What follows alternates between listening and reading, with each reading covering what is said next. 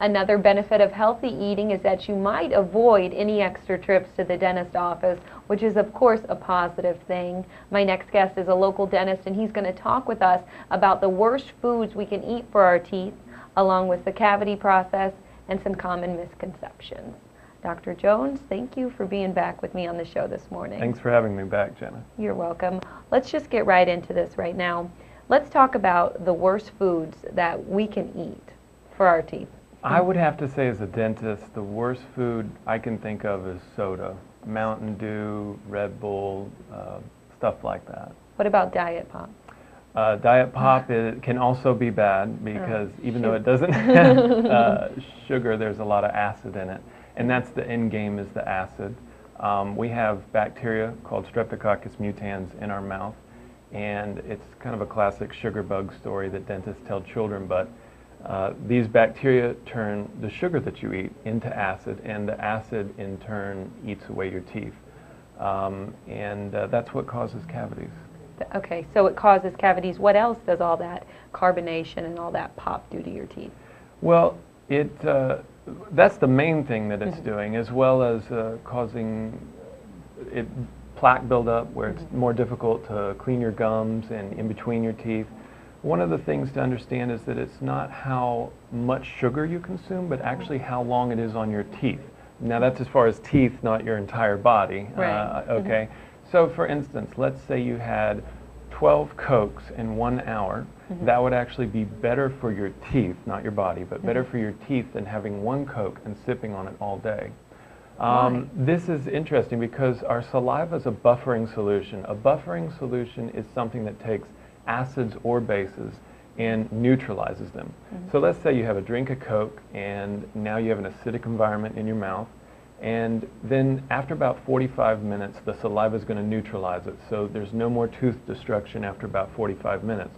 So you can imagine if you have 12 Cokes in an hour 45 goes by, no more acid, and you don't expose yourself to any more sugar in the day. But if you have 1 sip of a Coke, 45 minutes later you have no acid, another sip, it starts a whole new process of 45 minutes. Wow. Yeah, so that's one of the common misconceptions too. And what else? What else do you think we really need to avoid? Well, understanding that concept, then you would understand that chewy foods or things that get stuck in your teeth, those are some of the worst too. So like little gummy bears, Jolly Ranchers, or things that, because basically once that food has completely gone out of your mouth, down your throat, into your stomach, there's that acid residue which is left after the bacteria have turned it into acid from the sugar, and then it's another 45 minutes. Okay. So. Now, are there some people who are more prone to getting cavities than others? There are. It's amazing. Our study in genetics has shown that certain individuals are genetically predisposed to get more cavities, perhaps because of their salivary pH, what the pH is of their saliva in the beginning, as well as how much of that bacteria I was talking about that they have. So, I mean, I've seen some patients with horrible oral hygiene that have no no cavities at all, but they get other things like periodontal disease. So, although they wouldn't get holes in their teeth, they would have teeth that are falling out because of that. So, it's oral hygiene is important. Now, is this something that can be determined in infants if they're going to be more prone to having this problem later in their life? Well, infants start out kind of with like a neutral level in their mouth. Think of it as kind of a blank slate, and actually mothers or fathers transfer their bacteria to their infants, usually through kissing or something like that. The baby puts his fingers or her fingers in his mouth and then touches the mom's mouth or something.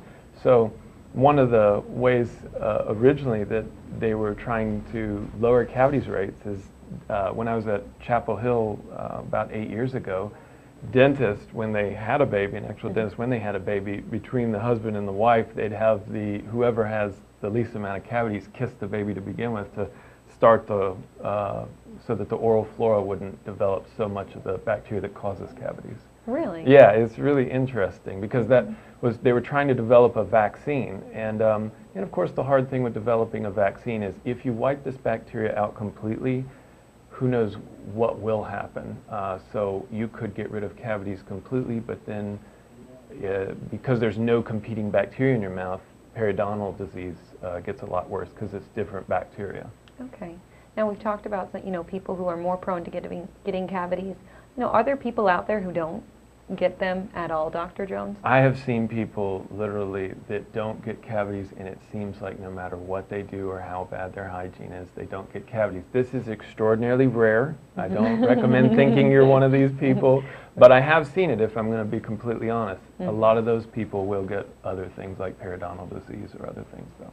Okay. Well, thank you for clearing all of this up with us this morning. And if our viewers want more information on you and your practice, they can check out your website, paradisedentalcare.com. Absolutely. And give you a call at that number that they see on the screen. Okay. Thank you for being on the show this Thank you, morning. Jenna. We're going to take a quick break, everyone. I'll be right back after these messages.